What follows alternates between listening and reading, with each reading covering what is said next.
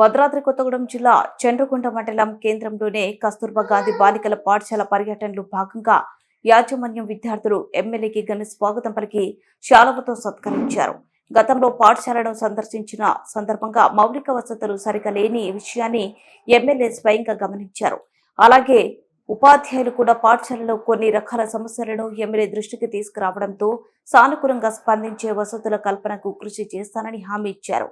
ఇచ్చిన మాట ప్రకారం ఈ రోజు ఎమ్మెల్యే ఆదినారాయణ మౌలిక వసతుల కల్పన, పాఠశాల అభివృద్ధి కోసం 47,50,000 రూపాయలు అందించే అభివృద్ధి కార్యక్రమాలను కొబ్బరికాయ కొట్టి ప్రారంభించారు.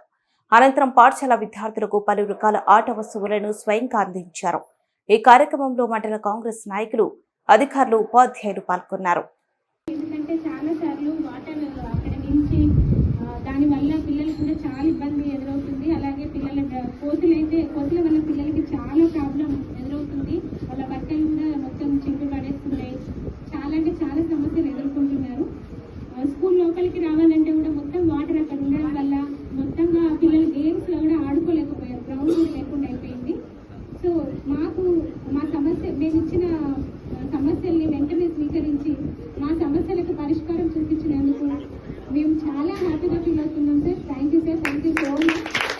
అలాగే మా సమస్యలను మీ దృష్టికి మేము తీసుకొచ్చినప్పుడల్లా ఎంఈఓ సార్ గారు, ఎంపీడీఓ సార్ గారు మీకు మళ్ళీ గుర్తు చేయడం, కోఆర్డినేటర్ సార్ కూడా మాకు శాంక్షన్ అయింది.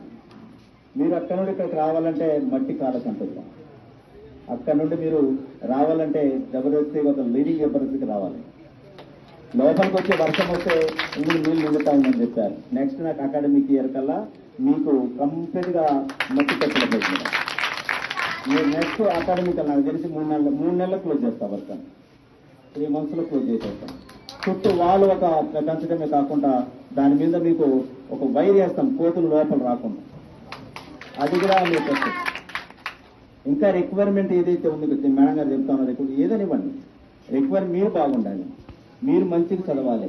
మీరు చదివే నాకు ముఖ్యం. మీకు కావలసిన వసతులు ఇచ్చే బాధ్యత నేను తప్పకుండా పాటిస్తూ తీసుకొస్తాను. కానీ మీరు చదవాలి, మీరు చదివే నాకు ముఖ్యం. అదే నాకు గోల్, మా అందరి గోల్ కూడా అది. కాబట్టి ఈరోజు మీకు 47,50,000 మేడం, మీకు ఈరోజు అదొక శాంక్షన్ తీసుకొచ్చినాను. తర్వాత మీకు కరెంట్ పోల్స్ కూడా శాంక్షన్ అయింది. అది కూడా మీకు త్వరలో నేను ఆటో జీవితం పడుస్తాను.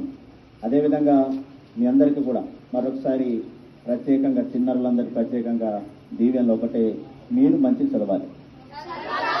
నా గోల్ అది. ఎందుకనంటే నేను తీసుకున్న అంశాలు 3. ఒకటి విద్య, ఒకటి వైద్యం, ఇంకొకటి మౌలిక వసతులు, గ్రామాల యొక్క మౌలిక వసతులు, సమగ్ర అభివృద్ధి. 3 అంశాల మీద ఇయర్లు మొత్తం ప్రాజెక్ట్ చేయబడతాను. కాబట్టి దానిలో భాగంగా నేను మీకు కేటాయించడం జరిగింది. అలానే ఈ యొక్క స్టాఫ్ మెంబర్స్ అందరికీ కూడా పేరు పేరున మరొకసారి చెప్తా ఉన్నాను. విద్యార్థులకి మంచి బోధన ప్రక్రియ అందించండి.